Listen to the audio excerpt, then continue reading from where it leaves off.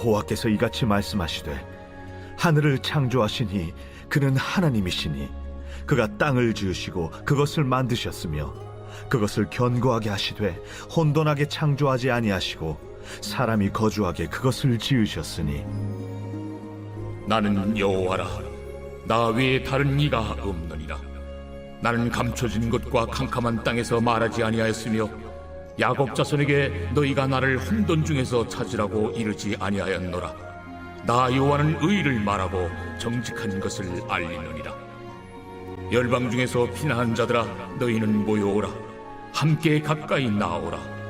나무 우상을 가지고 다니며 구원하지 못하는 신에게 기도하는 자들은 무지한 자들이니라. 너희는 알리며 진술하고 또 함께 의논하여 보라. 이 일을 옛부터 듣게 한 자가 누구냐? 이전부터 그것을 알게 한 자가 누구냐? 나 여호와가 아니냐? 나 외에 다른 신이 없나니 나는 공의를 행하며 구원을 베푸는 하나님이라. 나 외에 다른 이가 없느니라. 땅의 모든 끝이여, 내게로 돌이켜 구원을 받으라. 나는 하나님이라, 다른 이가 없느니라. 내가 나를 두고 맹세하기를 내 입에서 공의로운 말이 나갔은즉 돌아오지 아니하나니 내게 모든 무릎이 꿇겠고 모든 혀가 맹세하리라 하였노라. 내게 대한 어떤 자의 말의 공의와 힘은 여호와께만 있나니 사람들이 그에게로 나아갈 것이라. 무릇 그에게 노하는 자는 부끄러움을 당하리라. 그러나 이스라엘 자손은 다 여호와로 말미암아 의롭다함을 얻고 자랑하리라. 샬롬, 반갑습니다. 우리 중고등부 친구들과 성도님들, 더운 여름 하나님 말씀을 묵상하기 위해 또 이 영상을 보고 계실 텐데, 오늘도 하나님께서 크신 은혜로 함께 하시길 소망하면서 오늘은 함께 이사야 45장 18절에서 25절 말씀을 함께 묵상해 보도록 하겠습니다. 오늘 함께 말씀을 묵상할 때 우리가 함께 중점적으로 볼 묵상 포인트는 공의를 행하며 구원을 베푸시는 하나님에 대해서 우리 살펴보겠습니다. 공의를 행하며 구원을 베푸시는 하나님이십니다. 오늘 본문 21절 우리 함께 잠시 살펴보겠습니다. 나 외에 다른 신은 없나니 나는 공의를 행하며 구원을 베푸는 하나님이라. 나 외에 다른 이가 없느니라. 오직 나 여호와밖에 구원을 베푸는 신이 없다라고 말씀하십니다. 이스라엘의 회복에 대해 끊임없이 말씀하시는 하나님께서는 오늘도 신실하게 자신의 뜻을 이루겠다 말씀하세요. 오늘 하나님께서 자신에 대해서 어떻게 말씀하십니까? 바로 우리가 공의를 행하시며 구원을 베푸신다고 믿는 하나님, 어떤 분이시라고 말씀하시는지 오늘 본문을 함께 더 살펴보도록 하겠습니다. 먼저 18절입니다. 하늘을 창조하시니 그는 하나님이시니 그가 땅을 지으시고 그것을 만드셨으며 그것을 견고하게 하시되 혼돈하게 창조하지 아니하시고. 여러분, 하나님께서 온 세상을 만드신 분, 온 세상을 만드셨는데 그것이 견고하게 하셨고 혼돈하지 않다라고 말씀하고 계십니다. 여기서 혼돈이라고 하는 이 말은 창세기 1장 2절에서 쓰인 말과 같습니다. 다시 말하면 황무지, 그리고 허무하다, 비어있다라는 뜻을 가지고 있어요. 그러니까 하나님이 만드신 세상의 특징은 무엇이냐면 황무지같이 만들어지지 않았고 또 허무한 것으로 채워지지 않았고 또 하나님의 복으로 가득 채워진 세상이라는 것입니다. 이런 하나님께서는 자기 자신을 19절에서 이렇게 말씀하십니다. 나는 감추어진 곳과 캄캄한 땅에서 말하지 아니하였으며 야곱 자손에게 너희가 나를 혼돈 중에서 찾으라고 이르지 아니하였노라. 나 여호와는 의를 말하고 정직한 것을 알리느니라. 하나님께서는 이스라엘에게 그리고 오늘 우리에게 감추어진 곳에서 캄캄한 곳에서 말씀하신 적이 없고 혼돈 중에서 자신을 찾으라고 말씀하신 적도 없을 뿐만 아니라 언제나 의를 말하고 정직한 것을 알리시는 분이다라는 것을 지금 알려주고 계십니다. 여러분, 오늘 이 말씀은 언제나 하나님은 구원을 알리셨고, 즉 하나님 외에 다른 신이 없다는 것을, 내가 유일한 하나님이라는 것을, 그리고 우리의 왕이시라는 것을 항상 알리셨다는 것입니다. 여러분, 또 23절 이렇게 말씀하십니다. 내가 나를 두고 맹세하기를 내 입에서 공의로운 말이 나갔은즉 돌아오지 아니하나니. 여러분, 우리 하나님 허언하시는 분이 아니라는 겁니다. 입으로 하신 말씀이 의미 없이 허투루 쏟아진 것이 없고 이루어지지 않을 말이 없다는 것입니다. 여러분, 우리의 하나님이 이런 분이시라는 겁니다. 우리는 때때로, 아니 수시로 우리의 뱉은 말을 번복하고 또 변심하지만 하나님은 아니시라는 겁니다. 변함이 없으시고 신실하실 뿐만 아니라 언제나 자신을 우리들에게 알리길 원하시는 분이에요.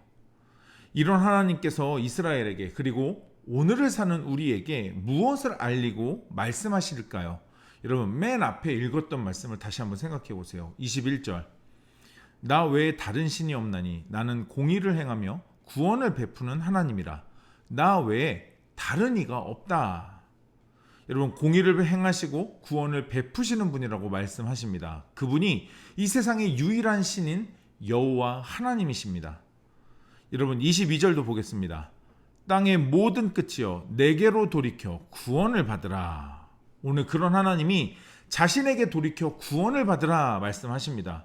여러분, 우리가 계속 말씀을 묵상하고 나누는 가운데 말씀드렸지만 성경에서의 구원이라는 단어는 무조건 천국에 간다는 의미가 아닙니다.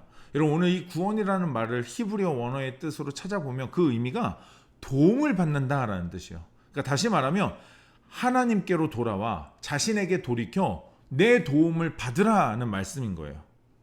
여러분, 그래서 구원이라는 말을요, 우리가 이렇게 천국을 가는 걸로 이해하면 우리의 신앙과 믿음이 단지 내세만 추구하는 것으로 이해되기 쉽습니다. 하지만 여러분, 우리의 믿음과 신앙은 우리의 현실과 우리의 지금 이 땅에서의 삶과도 아주 깊은 연관이 있어요. 여러분, 그래서 오늘 이 말씀은 하나님께 도움을 구하라 라는 말씀이에요. 여러분, 그리고 하나님께서는 이 말씀, 우리가 이 말씀을 통해서 그리고 또 기도하는 가운데 하나님만 의지하기 원하십니다. 하나님의 도움을 구하는 백성이길, 하나님의 자녀이길 바라신다는 거죠. 마치 부모가 자녀의 도움 요청을 기다리듯이 말이죠. 여러분, 어떤 부모가 자녀의 그 도움을 요청하는 그 요구를, 그 요청을 여러분 어떤 부모가 거절하고 또 외면하겠습니까? 여러분, 하나님은 오늘 그렇게 자신에게 돌이키라 라고 말씀하세요. 내게 돌아와서 내 도움을 구하라 라고 말씀하십니다. 우리 하나님이 어떤 분이신지 우리가 다 이야기했잖아요. 그런데 우리는 말씀 속에서 여러분 이런 하나님을 발견하고 있습니까? 여러분, 그리고 이렇게 하나님을 의지하고 하나님의 도움을 구하고 있냐는 것입니다. 여러분, 하나님을 발견하고 또 그런 하나님을 만나고 그래서 하나님을 의지하고 그분의 도움을 받는 사람들은 어떤 인생을 살까요? 여러분, 25절 말씀인데 이 말씀을 쉬운 성경으로 한번 보겠습니다. 그러나 여호와의 도우심으로 이스라엘의 모든 후손은 의롭다는 인정을 받고 주를 찬양할 것이라. 여호와의 도우심으로 이스라엘의 모든 백성은 의롭다함을 받는데요. 그리고 그런 인정을 받고 주님을 찬양하게 될 것이라고 말합니다. 여러분, 우리가 하나님의 도우심을 구하고 하나님을 의지하는 것을 하나님은 우리에게 의롭다라고 인정하시는 이유라고 합니다. 그리고 결국 하나님의 도우심을 우리는 찬양하게 될 것이다 말씀하십니다. 오늘 하루 우리의 신앙과 믿음과 삶이 하나님을 바르게 알고 또 바르게 발견하고 그 하나님의 도우심을 구하고 의지하는 하루가 되시기를 축복합니다. 여러분, 오늘 이 말씀 묵상 포인트로 한 번 더 말씀을 읽으시는 가운데 나에게 주시는 하나님의 뜻과 음성을, 하나님의 마음을 기록해 보시고 결단하면서 기도하는 시간 가져보도록 하겠습니다.